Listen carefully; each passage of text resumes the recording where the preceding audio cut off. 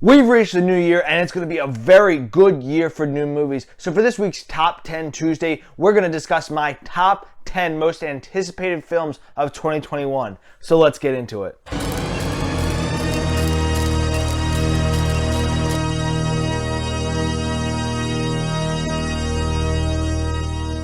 Welcome to Social Screen Talk. My name is Luke Lapointe. I started this channel because movies are a big part of my life and I want to talk about them with people who care about them as much as I do. With that, remember to hit that like and subscribe button. Most importantly, as we're talking about our top 10s, our most anticipated movies, I want to hear you down in that comment section. What movies are you anticipating the most? What movies can't you wait for? Where do you agree and disagree with my list? I want to hear it all down below. And let's get into it. At number 10, I have Black Widow. Now, honestly, this is a movie that's lost a little bit of anticipation from me because of how they've handled the whole Natasha situation. I feel like if they were to keep the same plot, have it set after Civil War, this really should have been a Phase 3 film. There's a little bit of predictability with this film now because we know that Natasha's going to be in Infinity War, she's going to be in Endgame, and she dies in Endgame. So we know that she's going to get out of this movie unscathed and there's going to be zero tension. However, I am still very excited for this. It is good to see Natasha finally get her own feature film, especially after some of the building to and the character development that we got in Endgame. And I really think you're still going to have a very interesting plot that dives into the lore, the backstory, the upbringing of Natasha, and really get into it like a more grounded take on the superhero movie than compared to other Marvel movies. I am very excited for Taskmaster. I have read him in the comics. He is a very interesting villain. And I'm excited to see the supporting cast, specifically Florence Pugh, Rachel Weisz, and David Harbour. Based off the trailers, it looks like there's a very fun family dynamic that's going to lend to a lot of good, fun comedy moments, as well as some good dynamics during action scenes. In addition, this movie is going to really give us an insight into what Phase 4 of the MCU is really going to be like, and so for all those reasons, it sits at number 10 on my list. At number 9, we have Halloween Kills. I love the Halloween franchise as good as it can be, as terrible as it can be. I do love it. And I really think that the 2018 Halloween movie was the first worthy successor, the first worthy sequel to the original Halloween movie. I think David Gordon Green really nailed the tone of a Halloween movie and really balanced the drama and the carnage really well. There was some great carnage in the 2018 Halloween movie, as well as great performances from Jamie Lee Curtis, Judy Greer, and Andy Matichak. Like I said, this movie is more grounded than some of the original sequels, especially when you're starting getting into Halloween 4, 5, 6. This is a much more grounded take on Halloween, just like the 1978 film.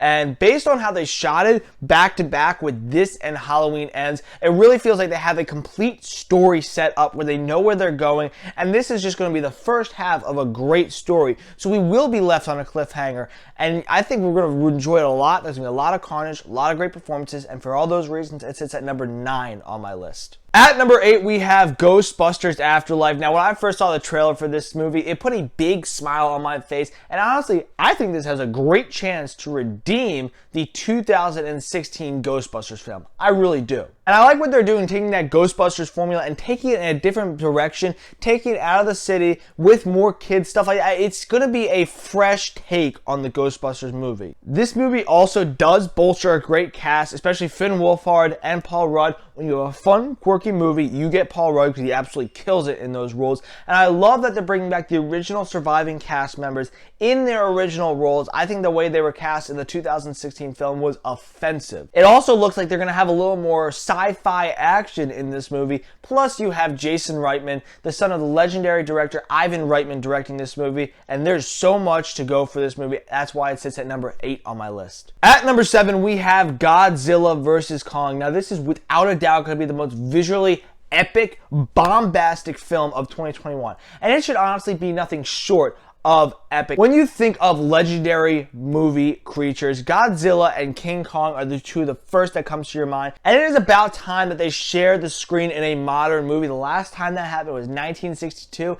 And let's just say it didn't look the way it's going to look in 2021. I have enjoyed all 3 MonsterVerse movies so far. I think they have had some great monster action. This movie is primed to have some excellent monster action, some of the best in recent memory with advanced special effects, all that stuff. And I hope They always have a great cast, but I hope they find the right balance between using the human cast and the monsters, because they always seem to lead more to the human cast, and it just doesn't work that way in a monster movie. You want all the monsters.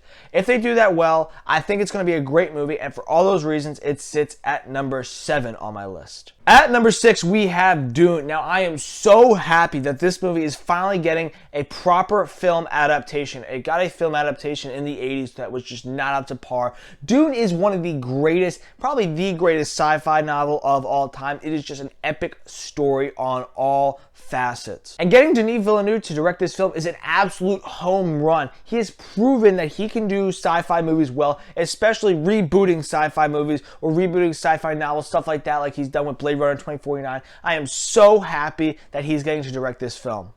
You also have a great cast, Timothée Chalamet, Rebecca Ferguson, Oscar Isaac, Jason Momoa, so many others. This is an all-star cast that is just going to kill it throughout the entire movie. The trailers have already shown us some incredible imagery and action, and I think that's going to be throughout the entire movie. I think that's going to be perfect, almost. I think this is going to be an excellent movie, and for all those reasons, it sits at number 6 on my list. At number 5, we have Top Gun Maverick. Now, like Ghostbusters Afterlife, when I saw the trailer for this movie, I was so excited. I didn't even know they were coming out with the sequel at the time. This is a movie that I grew up watching with my dad on repeat. We love, action movies, stuff like that. We love Top Gun. And Tom Cruise is just getting better with age. He ages like fine wine, and he'll be doing excellent movies when he's 80 years old based off this, and I can't wait for another great performance from him. I love that they're bringing Miles Teller in as Goose's son, aptly named Rooster, because I think that allows us to build off the plot of the original movie and bring us some tension, some conflict. I think that's going to be very interesting. And as always, it's a Tom Cruise movie. You're going to have some stunning practical effects. You're going to have some stunning stunts. I've already seen the trailer. They've shown some stunning aerial shots. Whereas that's going to be throughout the entire movie. I cannot wait for that. It's going to be so epic. And for all those reasons, it sits at number 5 on my list. At number 4, we have another Tom Cruise film, Mission Impossible 7. Now, this is a movie that could get pushed back to 2022, but right now it's a 2021 release date. And Mission Impossible is one of my favorite film franchises. The fact that it's kind of the American answer to James Bond. And these movies have just gotten better and better as the franchise has moved along. I love that they're bringing Christopher McQuarrie back. I think he's done an excellent job in his 2 Mission Impossible directorial roles so far with Rogue Nation and Fallout, 2 of the best movies of the franchise. And I love that he's bringing back a lot of the cast from Rogue Nation and Fallout. That's something you haven't seen as much in the Mission Impossible movies. That you have your main cast, your main IMF cast, and then there tends to be a rotating cast of superstars. They're bringing back cast members like Angela Bassett, Rebecca Ferguson, Vanessa Kirby. So you are going to see people get to build off their roles from previous movies. I'm very excited about that. Like I said about Top Gun Maverick, Tom Cruise ages like fine wine. He gets better with age, and this is going to be another incredible performance from him. I can already tell. And the stunt work already looks incredible. You've seen what they've posted online in terms of him jumping off a cliff on a motorcycle, which is absolutely incredible. I cannot wait for this movie. I cannot wait for this franchise to just keep going. And for all those reasons, it sits at number 4 on my list. Before we get into the top 3, if you like this video, want to see more of my top 10 Tuesday videos, make sure to click above to be taken to that playlist. And now, back to the ranking. At number 3, we have A Quiet Place Part 2. Now, I love A Quiet Place. It was my favorite horror film of 2018, and it surprised me that it was that good, especially with the PG-13 rating. I think John Krasinski is a really good director. He's able to add so much tension and just, built up emotion on screen. He does that very well, and especially in his directorial debut, that surprised me. I think Emily Blunt's character is an absolute badass. I cannot wait to see where she goes from here in terms of this movie, how much better she gets, and how she takes more of a leadership role now that her husband is gone. I cannot wait to see what she does there. You have Cillian Murphy coming into this movie. Cillian Murphy already knows how to do horror movies really well, 28 Days Later, and I can't wait to see what his character brings to the mix.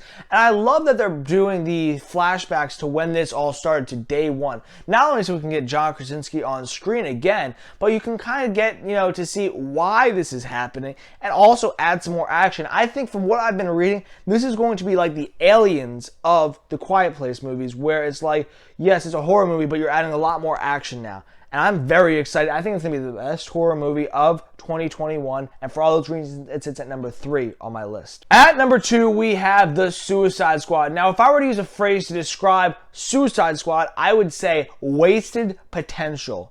This movie also has a lot of potential, but I really think it's going to live up to it. First off, you get James Gunn directing, which is absolute grand slam, home run, round the bases a couple times, because that is what you needed to get. James Gunn is the perfect director to be in charge of this movie. He knows how to balance drama and comedy in superhero movies, and he knows how to direct movies that have quirky characters, like he did with Guardians of the Galaxy. I see the Suicide Squad as, the Guardians of the Galaxy of the DCEU in a way. And like the last movie, you are still boasting a great cast, bringing Margot Robbie back as Harley Quinn. She's excellent in that role. Loved her in Birds of Prey. I love Jai Courtney as Captain Boomerang, honestly. Now you're bringing people like Idris Elba, Peter Capaldi, John Cena, and so many more into the mix. And you also have fun characters like Polka Dot Man, the Thinker, King Shark. This is going to be a very fun movie with a lot of fun action from what I've seen. And if James Gunn is honest about what he's talking about, the way he feels about this movie, I am so excited for this movie. I think it's going to live up to the hype. And for that reason, it sits at number 2 on my list. But at number 1, we have No Time to Die. If you've seen my videos in the past, you know that James Bond is my favorite film franchise. And I cannot wait for this movie. I've been waiting a year for this movie, and I will wait even longer for it if need be. We seem to do pretty well in the past with the odd-numbered Craig Bond movies, with Skyfall and Casino Royale being 2 of the best in the entire franchise. And so that's a pretty good omen for this movie. And Daniel Craig is absolutely phenomenal as 007. Some of the movies that he's done as James Bond might not be as good, they're average, but he always kills it as James Bond. And I think one of the major strengths of this movie is going to be the Bond girls. You bring back Madeline Swan into this movie, who I think was a great Bond girl in Spectre, and she really has an impact on Bond. She has Bond's heart, so that's going to lead to some good plot choices. And then you're bringing in Lashana Lynch and Ana de Armas as 2 other Bond girls, a CIA agent and an MI6 agent. And I think they are 2 badass actors who are going to be badass Bond girls and really be top-tier Bond girls in whatever screen time they have. And we are primed to have excellent villains. Bring back Blofeld for a bit. I love Christoph Waltz. I think he's great as Blofeld. And then having Rami Malek as Safin, I think he can be a top-tier Bond villain the way that Javier Bardem is. And, I think you're going to have a very interesting plot with biological warfare from what I've been reading. And that could be, we can compare a little bit to what we're in now with the pandemic. Very different, but also we can compare a little bit. I think we're going to have a lot of fun with this movie. And for those reasons, it's at number 1 on my list. Thank you so much for tuning in. Make sure to hit that like and subscribe button. And most importantly, remember, I want to hear down in that comment section. If you know how to comment, and I know you do, make sure you do. What are your most anticipated movies of 2021? What can't you wait for? What do you agree and disagree with me? Thank you so much, and keep on loving movies as much as I do.